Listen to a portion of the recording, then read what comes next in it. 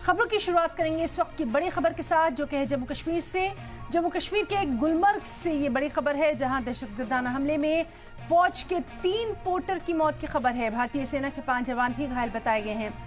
आतंकियों ने नगीन इलाके में सेना के काफिले पर फायरिंग की। आतंकियों की तलाश में इलाके में सर्च ऑपरेशन जारी है। तो जम्मू कश्मीर के सियाहती मुकाम गुलमर्ग से ये बड़ी खबर है, जहां दहशतगर्दाना हमले में फौज के 3 पोर्टर्स की मौत की इत्तला है। भारतीय सेना के 5 जवान भी घायल बताए गए हैं।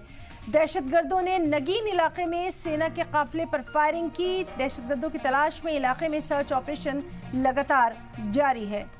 तो अहम खबर, एक और दहशतगर्दाना हमला गुलमर्ग के नगीन इलाके में, जहां अभी तक की जो इत्तलात हैं उनके मुताबिक दहशतगर्दाना हमले में सेना के 3 पोर्टर की मौत हुई है। भारतीय सेना के 5 जवान भी घायल बताए गए हैं।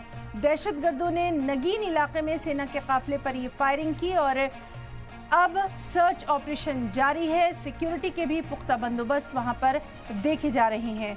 तो अहम खबर जम्मू कश्मीर के सियाहती मुकाम गुलमर्ग से, जहां नगीन इलाके में भारतीय सेना के 5 जवान भी जख्मी बताए गए हैं।